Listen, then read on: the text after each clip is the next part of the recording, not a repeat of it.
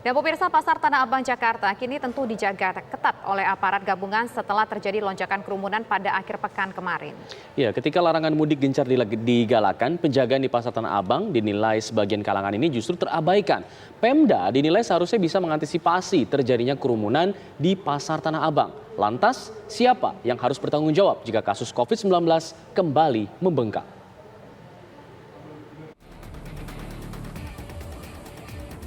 Aparat gabungan TNI Polri, Dishub, dan Satpol PP dikerahkan untuk menjaga Pasar Tanah Abang Jakarta agar tidak kembali terjadi kerumunan pengunjung. Setidaknya ada 8 titik dan sudut yang dijaga ketat aparat bersenjata lengkap. Padatnya Pasar Tanah Abang jelang Hari Raya Lebaran karena diserbu para pengunjung untuk berbelanja berbagai kebutuhan menjadi sorotan tajam sejumlah pihak. Gubernur DKI Jakarta Anies Baswedan bahkan menyempatkan diri untuk meninjau langsung Pasar Tanah Abang di akhir pekan kemarin. Anies mengimbau agar masyarakat dapat berbelanja di pasar lainnya di DKI Jakarta agar tidak terjadi kerumunan. Sore ini, pasar akan ditutup dengan dibagi. Ada yang tutup jam 4 dan ada yang tutup jam 5 untuk menghindari keluar bersamaan dan kemudian menuju pada titik yang hampir sama. Namun sebagian kalangan menilai pemerintah daerah seharusnya dapat mengantisipasi terjadinya kerumunan di Pasar Tanah Abang. Di saat gencarnya larangan mudik, Pasar Tanah Abang sebagai salah satu tempat yang berpotensi menimbulkan kerumunan justru terabaikan. Penjagaan yang longgar dan dorongan kebutuhan untuk berlebaran membuat warga berbondong-bondong ke Pasar Tanah Abang. Lantas siapa yang harus bertanggung jawab jika kembali terjadi ledakan kasus COVID-19? Tim TV One mengabarkan.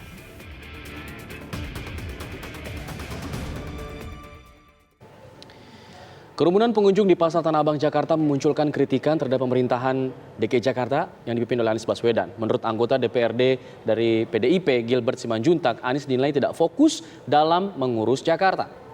Kerumunan di Tanah Abang merupakan fenomena tahunan yang seharusnya bisa diantisipasi lebih awal. Akankah kasus kerumunan Pasar Tanah Abang ini akan berujung gugatan terhadap Gubernur DKI Jakarta Anies Baswedan? Untuk membahasnya, pemirsa, telah bergabung bersama kami ada 2 orang anggota DPRD DKI Jakarta dari fraksi PDIP, yaitu ada Pak Gembong Warsono, kemudian hadir pula Pak Syarif dari fraksi Gerindra. Selamat sore Bapak-Bapak semua.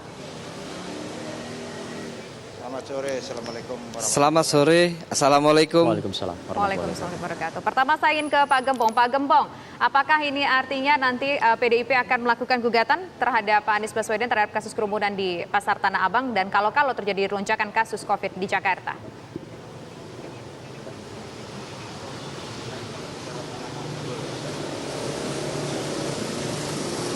Halo Pak Gembong.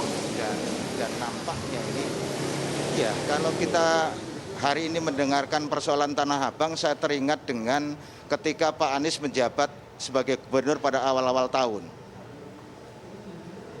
Dengan menutup jalan Tanah Abang untuk jualan PKL. Pak Anies ini ingin menunjukkan pada rakyat Jakarta bahwa beliau berpihak pada rakyat kecil. Hari ini nampak itu terulang kembali, Mbak. Itu persoalan itu muncul di menjelang akhir masa jabatannya Pak Anies. Di saat pemerintah pusat sedang gencar bagaimana melakukan pemberantasan yang serius terhadap persoalan COVID-19, tetapi Pak Anies justru abai terhadap persoalan kesehatan yang dimunculkan di Pasar Tanah Abang itu. Itu menjadi persoalan yang bagi kami fraksi PD Perjuangan menjadi persoalan yang serius yang ke depan perlu kita mendapatkan penjelasan dari SKPD terkait minimal yang bisa menjelaskan persoalan-persoalan Tanah Abang itu. Seperti itu, Mbak. Nah, kalau dianggap sebagai persoalan serius, apakah kemudian dari PDIP akan melayangkan sebuah langkah hukum misalnya? Itu tahapan berikutnya lah, Mas. Itu kita lihat perkembangan yang dilakukan oleh Pak Anies dalam menangani persoalan Tanah Abang pada 2-3 hari ke depan. Keseriusan Pak Anies dalam waktu 2-3 hari ke depan akan kita uji. Rakyat Jakarta akan bisa menyaksikan langkah-langkah strategis yang akan diambil oleh Pak Anies dalam rangka melakukan penekanan penyebaran COVID-19 khususnya di kerumunan pasar tradisional yang kemarin ditampilkan di Pasar Tanah Abang. Dan pada kesempatan ini saya juga khawatir juga, jangan-jangan bukan hanya di Tanah Abang, pasar tradisional yang lain itu hal yang sama itu terjadi. Ini yang kita khawatirkan. Sehingga ketika pasca Lebaran nanti kita khawatir betul, jangan-jangan nanti lonjakan begitu tinggi COVID-19 di DKI Jakarta. Itu yang kita khawatirkan, Mas. Oke, baik. Nanti saya ingin mendengar suara Pak Syarif. Suara Pak Syarif, bagaimana tanggapan Anda soal Pemprov DKI Jakarta dikritik oleh sejumlah pihak atas terjadinya kerumunan di pusat bisnis di Tanah Abang. Tapi nanti ya, usai jeda berikut pemirsa kami kembali sesaat lagi.